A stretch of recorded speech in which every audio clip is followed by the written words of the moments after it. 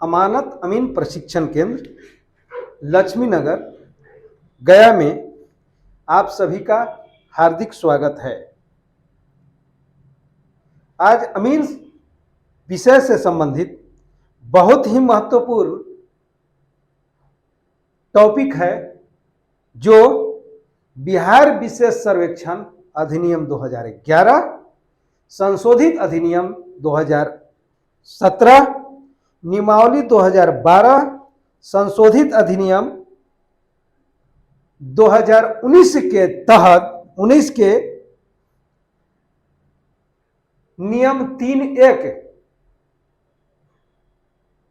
के दौरान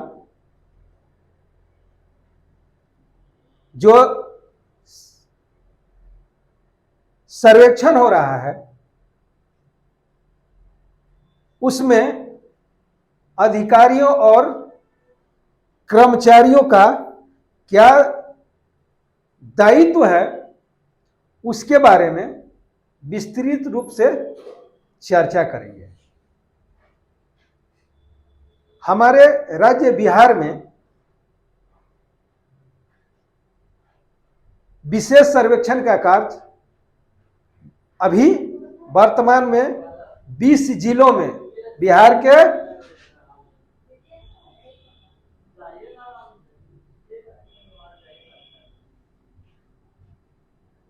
20 जिलों में कार्यान्वयन हो रहा है। ऐसे तो सभी बिहार के सभी जिलों में कार्यान्वयन होना है, लेकिन अभी 20 जिलों में कार्यान्वयन हो रहा है। उसमें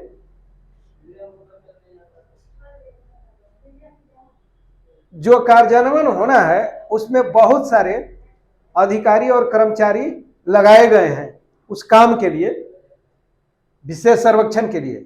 उसमें उनका क्या दायित्व है उसके बारे में हम विस्तृत रूप से चर्चा करेंगे।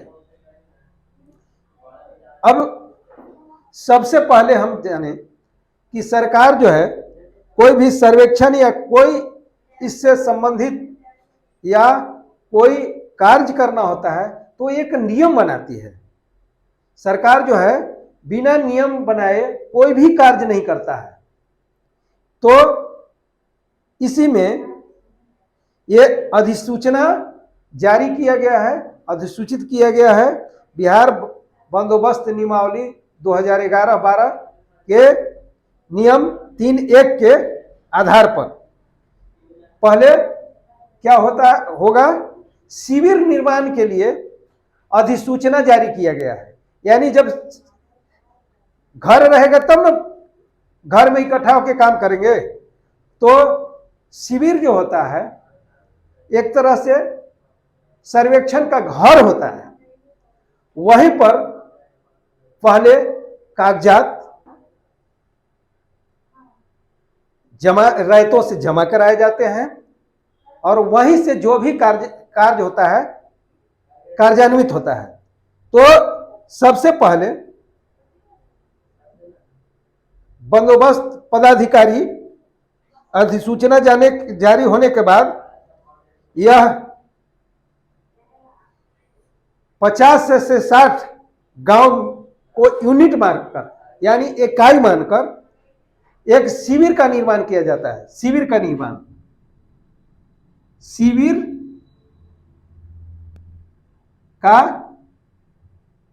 निर्माण किया जाता है जिसमें 50 से 60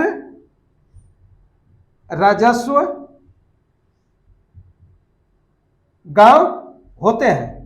50 से 60 ये राजस्व गांव को मिलाकर एक शिविर का निर्माण किया जाता है। और वहां पर बहुत सारे सर्वेक्षण के लिए नुमाइंदे या कर्मचारी अधिकारी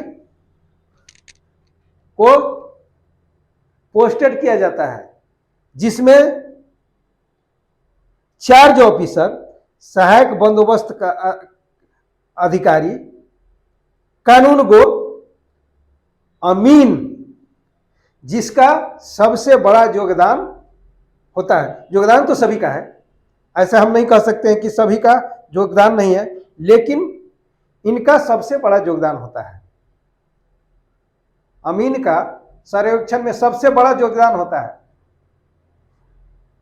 तो वहां पर अमीन, कानून गो, सहायक बंदोबस्त पदाधिकारी, चार्ज ऑफिसर एवं बंदोबस्त पदाधिकारी, इन सभी अधिकारियों को उस सर्वेक्षण कार्य के लिए अधिनियमित किया जाता है, यानी भेजा जाता है, काम सौंपा जाता है। ठीक है। अब इन सभी का काम है कि प्रत्येक गांव में जाकर, पहले तो सबसे पहला काम है कि अधिसूचना जारी हो गया, सभी को विभिन्न माध्यमों में, संचार माध्यमों से जा करके गांव में सभा करके रैयतों को बताना उनका सबसे बड़ा दायित्व तो बनता है। जब शिविर का निर्माण हो जाता है तो, या उससे पहले सरकार जब अधिसूचना जारी करती है, उससे पहले सभी जगह जाकर के होर्डिंग, बोर्ड, माइक से बोलकर गांव में इकट्ठा करके, गांव में जनप्रतिनिधि से मिलकर सभा करके यह सर्वेक्षण के बारे में नियम कानून कैसे होना है, हर एक चीज के बारे में गहराई से उनका बताना दायित्व बनता है। ठीक है। उसके बाद अब जब शिविर बनता है, शिविर लग जाता है, तो शिविर में 25 से 30 यूनिट गांव मानकर, राजस्व गांव मानकर एक कानूनगो की नियुक्ति होती है। यानी 25-30 गांव के जो राजस्व है उस पर एक कानूनगो की नियुक्ति होती है। जैसे प्रत्येक गांव में जब शिविर निर्माण हो गया तो वो कागजात जमा करा लेंगे रैयतों से, और क्या क्या कागजात जमा होता है, कैसे भरा जाता है, हम पहले वीडियो में, इसके पीछे वाले वीडियो में विस्तृत पूर्वक चर्चा किए हैं। तो वह फॉर्म को जमा कराना उन सब कर्मचारियों के ही दायित्व बनता है जो शिविर में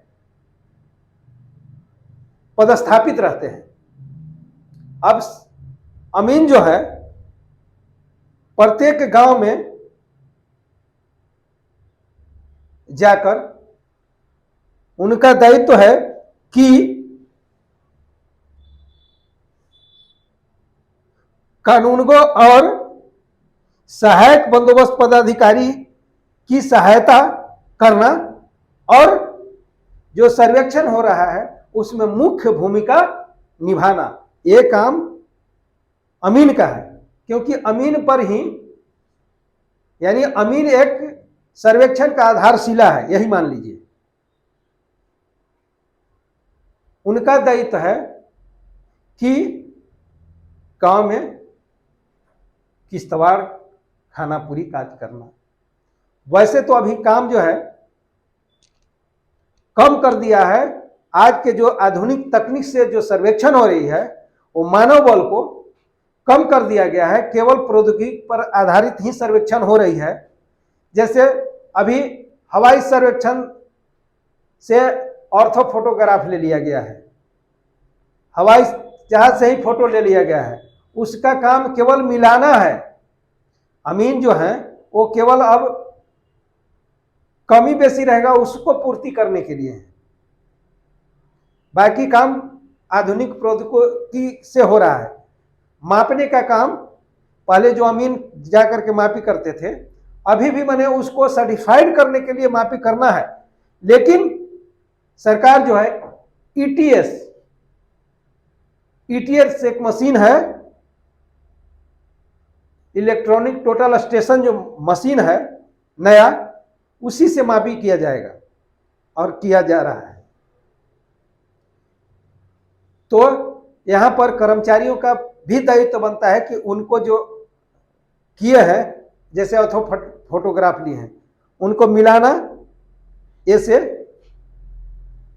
वो ऑर्थो फोटोग्राफ जो लिया है हवाई सर्वेक्षण एजेंसी, वो अब उनसे मिलेंगे, जो भी बताए कानून, जो शिविर में है नुमाइंदे काम कर रहे हैं, अमीन साहब हैं, कानूनगो साहब हैं, उनसे मिल करके समन्वय स्थापित करना और देखना कि ये जो हम ऑर्थो फोटोग्राफ लिए हैं उसमें कमी बेसी तो नहीं है। मान लिया कहीं खेसरा छूट गया है, हवाई जहाज से फोटो लिया गया, भाई हो सकता है छूट गया हो, तो उनका काम है अमीन साहब के पास मिल करके और जो अधिकारी हैं वहां पर मिल करके उसको ठीक करना, खेसरा को पूर्ति करना। और इन सब कर्मचारियों को भी काम है, दायित्व है कि वो जो नुमाइंदे हैं, हवाई सर्वेक्षण एजेंसी के जो नुमाइंदे हैं, जो आपके पास काम करने के लिए आए हैं, उनको भली भांति सहयोग करना है। ठीक है। अब इतना तो हो गया, ये सब कर्मचारी अधिकारी हो गए। अब वहां पर भाई टाइप करने की भी जरूरी है ना, तो वहां पर 2 या 2 से अधिक लिपिक का भी पदस्थापन होता है उस शिविर में। उसके बाद और भी इतने जो भी पदस्थापित कर्मचारी हैं या अधिकारी हैं, उनसे काम का बर्डन ज्यादा हो गया, तो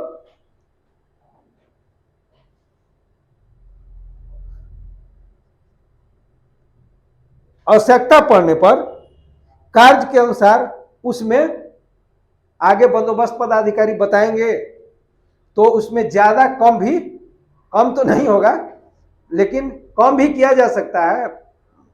वो कार्य के वर्णन के ऊपर निर्भर करता है, कितना बोझ है या बोझ नहीं कहें, कितना काम है, उसके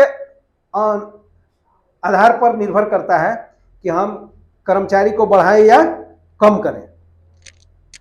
तो उसमें कम या ज्यादा कर्मचारी को किया जा सकता है। एक होता है आईटी बॉय, जो पहले नहीं होता था। पहले जो जितने भी सर्वेक्षण हुआ है, इस पद का पदस्थापना नहीं होता था। आईटी बॉय जो कंप्यूटर पर जो भी डाटा एंट्री करना है वो एंट्री करता है, उसकी भी पदस्थापना वहां पर नियुक्ति होता है। अब उसी में है कि जहां कानूनगो नहीं है, वहां पर जो तेज तरार यानी 25 गो है या 25 से 30 अमीन साहब हैं, उसमें मान लिया कि 2 अमीन साहब जो हैं बहुत ही तेज हैं, बहुत तेज तरार हैं, और कानूनगो कम है। तो वहां पर इस तेज तरार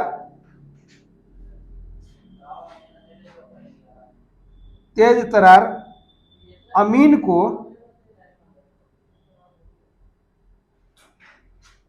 क्या दायित्व सौंपा जाएगा? परिमाप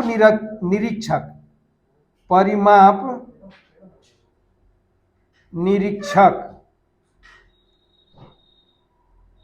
का